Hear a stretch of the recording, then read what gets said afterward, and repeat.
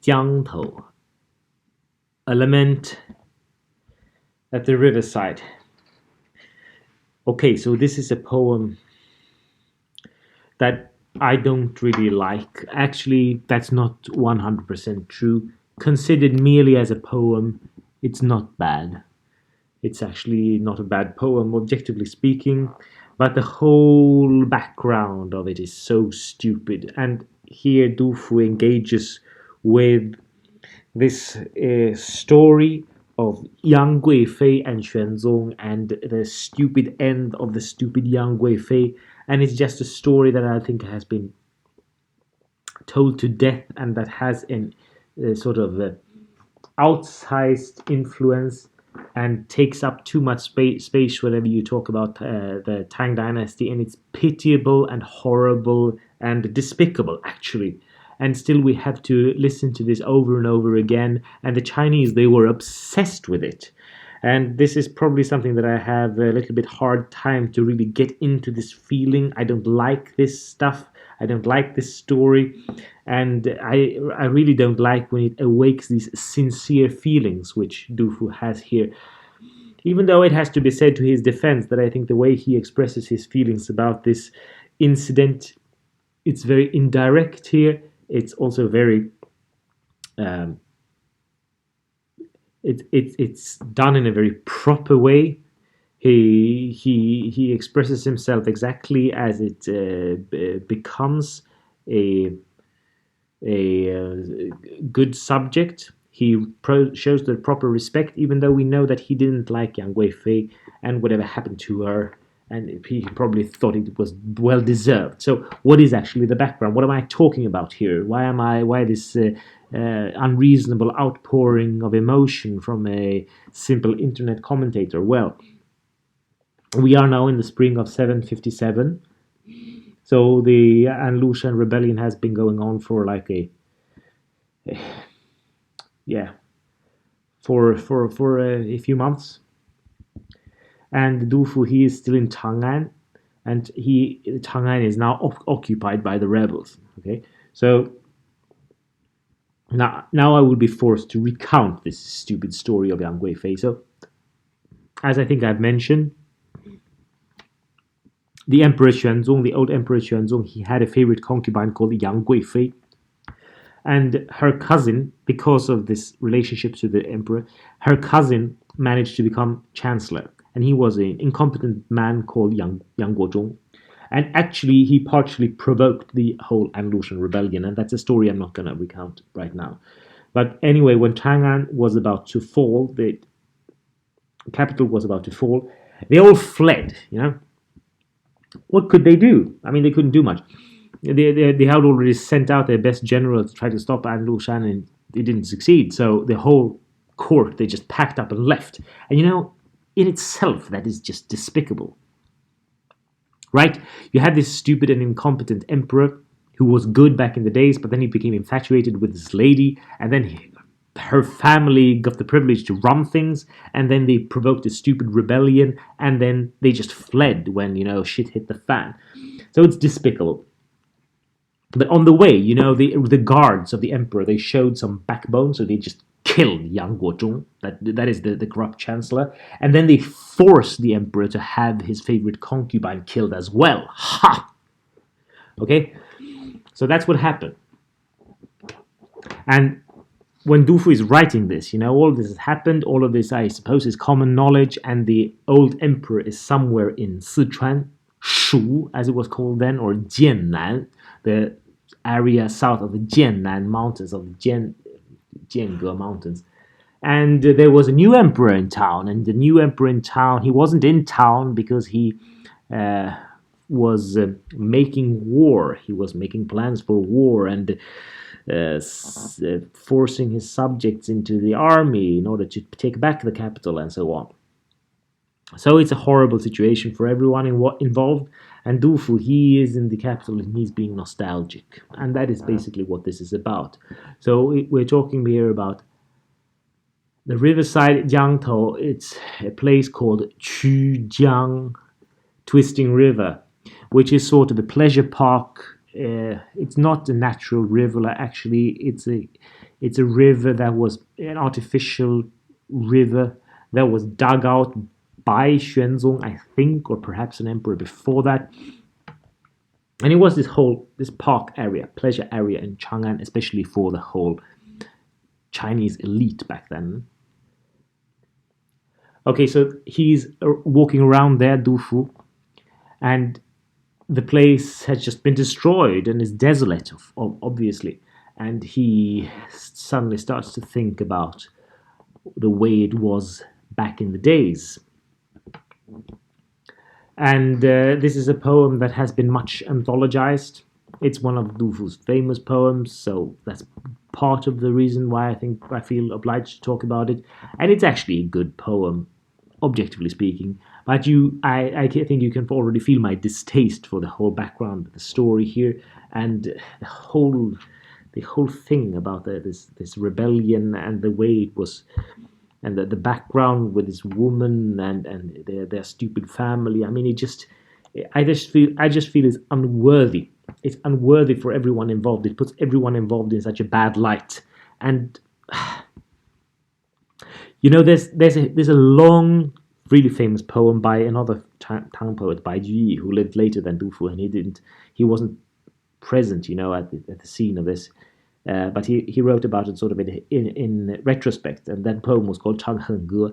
And there are other poems as well. Another really famous one also by Yang, what is called Yuan Zhen. So this is an episode that has been sort of. There are various poems that commemorate it, and I think this one is actually really one of the most tasteful, because it doesn't talk about anything of these stupid happenings in detail. But this is just the background to the whole poem. And the poem itself is actually quite nice. I mean, so there's nothing wrong with the poem at all, but I just have to get all of this stuff off my chest before we start, because this background makes it quite impossible for me to enjoy this poem in a normal sense. But I realize that a normal human being might as well be able to do that. Okay, so let's look at the text. 少陵野老吞声哭，春日千行曲江曲. So now Du Fu is back in his persona of the Ye Lao, the Ye Lao from Shaoling. I don't need to repeat this. I think, we've seen Du Fu refer to himself like this before, an old rustic from Shaoling, Shaoling being where his family came from. It was the tomb of the queen of the Emperor Xuan of Han. And this area is where Du Fu's family comes from. So he's the rustic of Shaoling. And now he's weeping, tun sheng, swallowing back the sound. I mean, he doesn't let out the sound of his crying. And he is in the spring, and he is qianxing, walks unseen. I think this possibly doesn't really bring out what it's about. I think Du Fu, he is moving about in an occupied city. I mean, that is what it is. So qianxing, maybe he's not supposed to be where he is. Maybe he just slunk into the old park area, this Qujiang area, where he wasn't supposed to be, and that is what qianxing means. 春日前行曲江区, of course, is a kind of funny way to put it, because Qujiang is the name of the place, and presumably the twisting river has twists. So the bending rivers bend, so the twisting rivers twists. Qujiang Qu. So the nobility, as I said, used to come here for leisure, and presumably all of that the whole park is destroyed, more or less, because this is after the occupation. Okay, so he walks around and he cries, and he is miserable and nostalgic. 江头宫殿锁千门，细柳新蒲为谁绿？江头宫殿, so there were palaces, beautiful palaces all along the river, and the 1,000 gates of them are locked. No one sees the splendor of the new spring. So this line, it just describes the present desolation.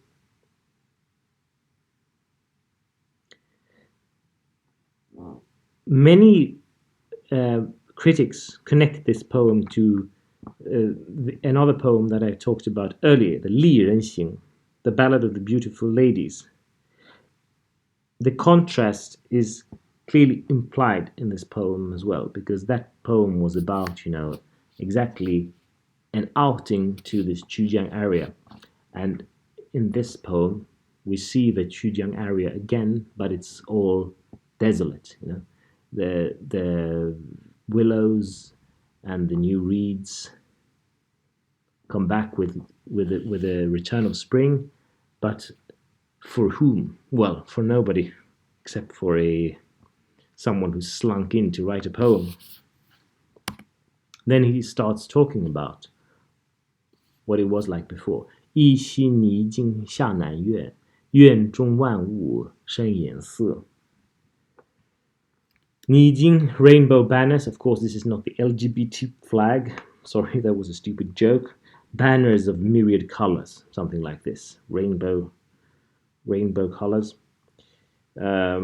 This, we understand from the following lines that this is the retinue of the emperor, the banners of the emperor, when they came down to the southern park. And it seemed as if, 生颜色. This is actually a wonderful line. 院中万物生颜色. They took on, the myriad things took on a bright complexion, as if the presence of the imperial company shines on the myriad things and make them take on a new and more beautiful look. And who was in the middle of this? Well, of course, Yang Guifei, 朝阳殿里第一人，童年随军侍君侧。She who was foremost in the halls of the Palace of Shining Light. Yeah, I mean, linguistically, there's nothing strange here. 朝阳殿, it might interest you, perhaps. That, I mean, to be precise, this is an historical allusion, actually, to the Han Dynasty.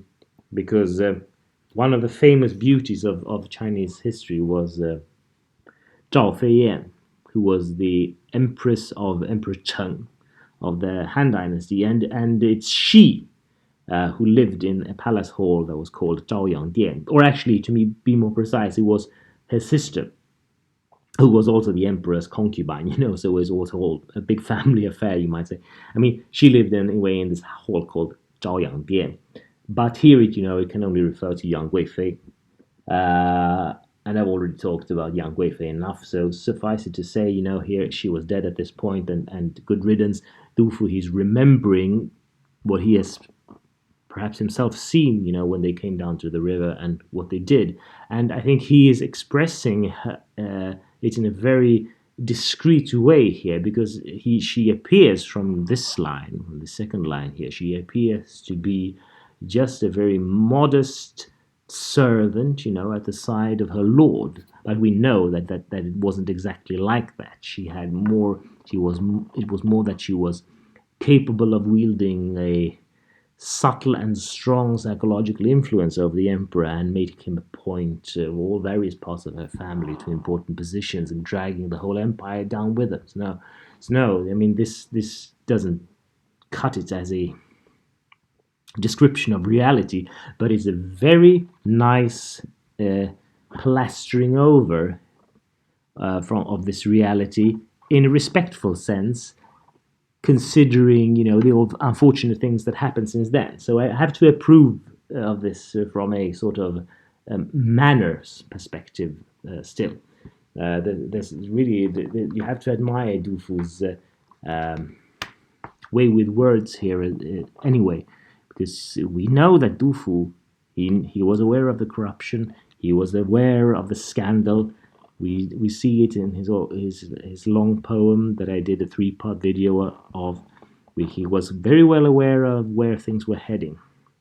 But now he wishes to put Yang Guifei in a good light again, because she's dead and the capital has been destroyed. So it's understandable. This nian is an interesting word. This nian means just the imperial palanquin, as it says. It's a carriage or whatever that is only used This word is only used for the emperors. And as I said, 同侍君侧, attending at her side, in a very subordinate position. Yeah, I mean, this doesn't do justice to the reality, as I just said, and Du Fu was aware of this. He's overcome with nostalgia. We have to understand this. 眼前才人带弓箭，白马绞孽黄金勒。Before the palanquin, there were also these 才人. This is kind of a strange word. It's actually a formal title for palace ladies of a certain rank. Why do these palace ladies carry bow and arrows? It's bizarre, isn't it? I mean, possibly, I imagine because, the royal company, they will play archery when they're out on their little spring outing. I mean, otherwise, I think this women playing warrior is quite classic degeneracy, and I don't think that this is something that you will see with the founders of a dynasty. It's more the kind of thing that happens when a dynasty is going down. And that is exactly what we've seen so far. And then you have this Baima, white horses chewing on bits of yellow gold. Yes, I mean, bit being here, the bits that the horses have in their mouth. Huang Jingle, it's also bizarre. Bits of yellow gold. I mean, why not? But stupid. I mean, all of this makes Du Fu a bit nostalgic here, but I feel that, there was likely not much left to preserve in the Tang Dynasty at this point. I mean, it was really quite obviously degenerate and going down. 翻身向天仰射云，一笑正坠双飞翼. So now these women are showing off their art in archery. They're shooting at the clouds. Again, why? This kind of bullshit rulers, they just need to go. I'm starting to feel that, An Lu Shan, he's the wrath of God who justly descended on these weak and corrupt people, and they had to be taken down. 一笑正坠. One arrow, yeah. So one arrow is what Owen says here, and his version says 一箭正箭. I think 一笑, with one laugh, with one smile, they brought down a pair of birds. That's a better line, and I think that's probably what Du Fu intended. 一箭一笑. There's variant, there's textual variants here. This bringing down two birds with one arrow, it immediately makes you think of one of the final lines of this poem by Bai Juyi, which I mentioned earlier. It's an interesting image that is constructed here, and it seems to have a symbolic significance because these two birds that are brought down in one shot seem to refer to Xuanzong himself and his concubine, who had been brought low at this point. And this image is taken up by Bai Juyi in his poem, and it also contains, he doesn't say 双飞翼, he says 比翼鸟. Well, two birds flying together. Its poem is called 长恩恨歌, which I cannot handle, because it just romanticizes this whole stupid episode. But it's very famous, and it's also way beautiful in its way. So you can go and read that by yourself. And it seems a little bit prefigured here. Perhaps he took this image from Du Fu's poem. Who knows? 明眸皓齿今何在？血无游魂归不得。明眸皓齿. Those bright eyes and gleaming teeth. Now he's not talking about his 才人 anymore. Now he can only be talking about Yang Guifei. I mean, she's so beautiful, She was so beautiful. But now, what happened to her? Where is she now? Well, she is nowhere to be seen. Now he is a 血无游魂, blood-stained and wandering soul. I love this, I mean, she was forced to take her life. That's what happened. Xuanzong, he was forced by his own guards to tell this woman to go take her life. This is not this. I think this 血无游魂. Actually, this is not a very respectful way to talk about her. in a poem. So Du Fu, he is, I think he is quite aware of this here, and he is maybe he's in a way conflicted here because he hated her, but he respects the emperor. Even though we can't respect the emperor 1,000 years later, but he had to, and he probably did from the bottom of his heart, but he didn't respect the woman, and he could probably have used much harsher words, but even mentioning her as a blood-stained ghost is actually, I think it's enough to understand what Du Fu really felt about her. He could have been even more discreet. The Chinese poets are masters of discretion. If he was explicit enough about this, it means he hated her, and we know he hated her. So we all hate her. 明眸皓齿今何在? Nowhere to be seen. Then comes a much debated couplet: 清渭东流渐隔深，去住彼此无消息. So first, the geography. Here we have the clear Wei River, the river, the river which runs through the whole Guangdong Plain, and that is basically Chang'an. It doesn't flow through it, but yeah, more or less. And it's flowing to the east. And Jienge, what's Jienge? This is a series of suspended roads and bridges that lead over the mountains into Sichuan. So Jienge, it refers to this, the road to Sichuan. And we know that, the retired Emperor Xuanzong, he stayed in Sichuan right now. So the contrast here, I think, is simply where between Du Fu, where he is, and there, where the emperor is. 去住彼此无消息. I like this in a way. He wants to bury Yang Guifei. He still wants his old emperor. He feels that his thoughts are sort of, despite himself perhaps, that his thoughts are drawn to the emperor. What happened to him actually? There is no news. 无消息. It's implied here, of course, in the translation that the one went and another stayed, that this Qingwei refers to the banks of the river where Yang Guifei was buried, and that the emperor went on his way. I don't think we have to read it like that. I think that makes a little bit less sense, because there's no news between who and who. Between Yang Guifei hasn't heard any news of the emperor where he's in Sichuan, which is dead. There's no reason for her to hear any news. But Du Fu wants to hear news, so it makes more sense if we think of it as Qingwei is where Du Fu is, and Jienge is where the old emperor is. Then we're approaching the end of the poem, and Du Fu, he lifts it up to a more general level. 人生有情泪沾衣，江草江花起终极. Yeah, beautiful and dignified. Nothing really difficult here language-wise. Well, we have this word here, yi. Yeah, it means the chest. So tears soak the chest, yes, absolutely. And 江草江花起终极. There's no end to the river plants and river flowers. And of course, these are put in apposition to each other. So it's the same with the tears of men, like the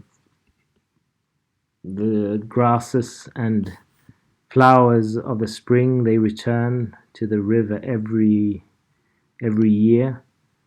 There will always be times when the chests of men are stained with tears. These are all natural phenomena. And he closes with a view of the present situation. 黄昏胡骑尘满城，欲往城南望城北. I think here we have a little bit of this Du Fu's old ending problem. It's not a very impressive ending, but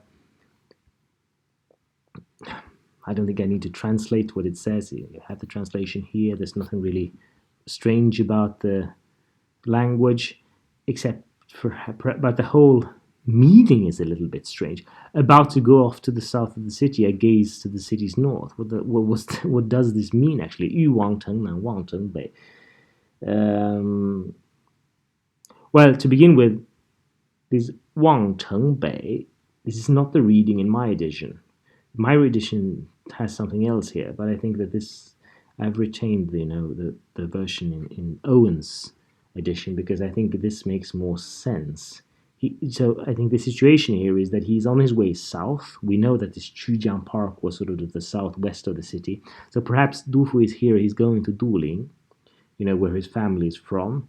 But he looks towards the north because that is the direction where the new emperor and his army is. So that's where the people of this who still remain in Chang'an, that's where they expect their salvation from.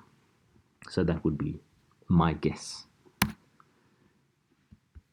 All in all, as I said, not such a bad poem, but depending on your temperament, the historical background will perhaps detract a little bit from your appreciation of this poem. And by the way, I'm not sure it will, because perhaps you are romantically inclined and you think the story of Yang Guifei and Xuanzong is just very moving and tugs at your heartstrings and whatever. But to me, it's just not like that. I just can't get into this vibe of feeling sorry for this emperor because he really put himself in this stupid position. Now I've used this word stupid, I think, 2 dozen times in this little video, so I will stop here before I say it one more time. And I thank you for listening, if you have listened this far. See you next time, and bye.